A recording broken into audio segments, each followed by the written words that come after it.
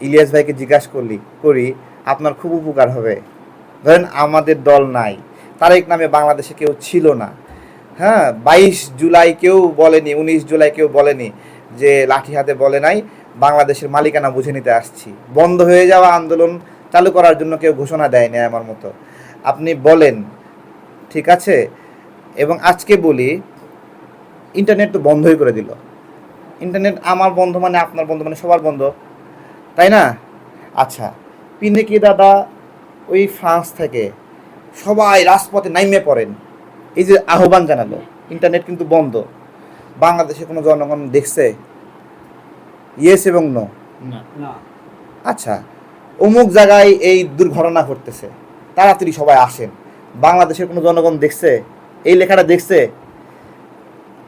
তাদের সৎ উদ্দেশ্যকে আমি স্যালুট জানাই, কিন্তু তাদের এই সৎ উদ্দেশ্য এবং এই কর্মসূচি, এই যে আন্দোলনকে প্রভাবিত করার জন্য যে তাদের যে অবদান, এই অবদান দ্বারা এই আন্দোলনের কোনো উপকার হয় নাই, বুঝছেন?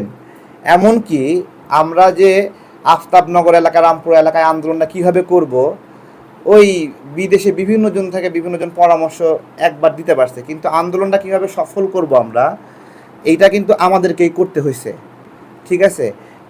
আফতাবনগরে মসজিদে মসজিদে ঢুইকা মাইকে যে বলতে হবে সবাই মাঠে নেমে পড়েন, এটা কোনো নেতা আমাদেরকে শিখাই দিছিল?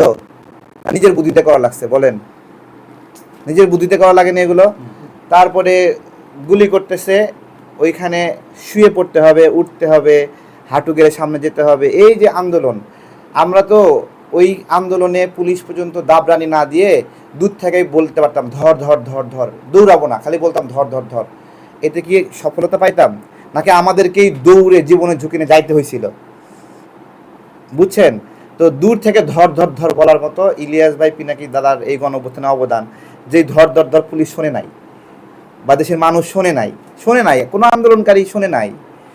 তাদেরকে আমরা দেখলাম কখন? তাদেরকে দেখলাম গণ অভ্যুত্থানের পরে তারা ফেসবুকে অনেক কার্যক্রম করছে, অ্যাক্টিভিটি করছে, এটা দেখলাম। এবং সেই জন্য তাদের এই সৎ উদ্দেশ্য এবং অবদানকে আমরা ধন্যবাদ জানাই। কিন্তু এটার সঙ্গে আমাদের যে জীবন ঝুঁকি নিয়ে লড়াই, এটার সাথে মিলায়েন না। আমি যে গুলিবিদ্ধ হয়েছি এটার সাথে মিলায়েন না, ঠিক আছে?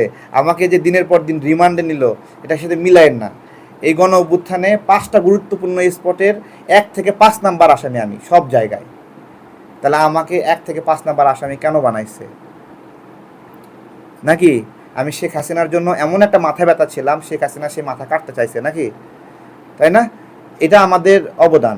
যেদিন 5 তারিখে শেখ হাসিনা পতন হইল, 4 তারিখে আমার নামে পিডাব্লিউ অর্ডার আসছে।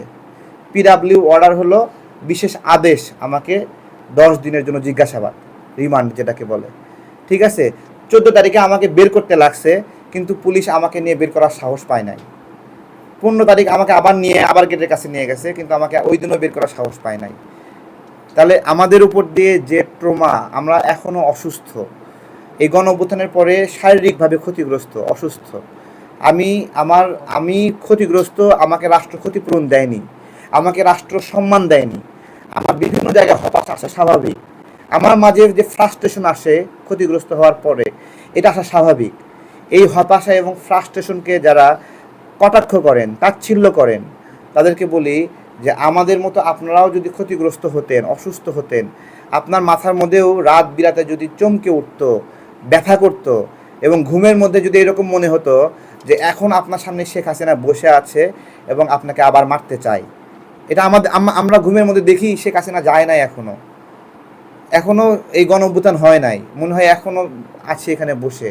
ট্রমা কাজ করে মাথার মধ্যে যে আমার তাহলে আমি মনে হয় এখনও জেলখানায় বসে আছি, আমাদের মুক্তি মনে হয় গত 1 যুগেও হবে না, এরকম ঘুমের মধ্যে মনে হয়। আমার ঘুমের মধ্যে সাফারিং দূর করবে কে? আমি তো এখনও অসুস্থ। আমি যখন একটা ফিউরিয়াস হয়ে যাচ্ছি, কেন ফিউরিয়াস হচ্ছি? আমার মাথায় সমস্যা হচ্ছে, আমি রাগান্বিত হচ্ছি, কারণ আমরা যে লড়াইটা করছি, যে শারীরিক কষ্ট, মানসিক কষ্ট পাইছি, সেই কষ্টের তুলনায় এই বাংলাদেশে যথাযথ পরিবর্তন আসেনি। আমরা যে বিপ্লবের স্বপ্ন দেখছি, সেই বিপ্লব বাস্তবায়ন হয়নি। তাহলে এগুলো দেখে আমাদের হতাশা কাজ করে, এবং আরও হতাশা কাজ করে যে আমরা কষ্ট করে আমরা কোনো রিটার্ন পাইনি। এবং কষ্ট করার পরে আমাদের যে অর্থনৈতিক ক্ষতি হয়েছে, রাষ্ট্র আমাদেরকে সেই ক্ষতিপূরণ দেয়নি। কিন্তু যারা কষ্ট করেনি তারা বিভিন্ন পিএস এপিএস হয়ে বেসুমার লুটপাট করছে 100 কোটি 150 কোটি টাকা।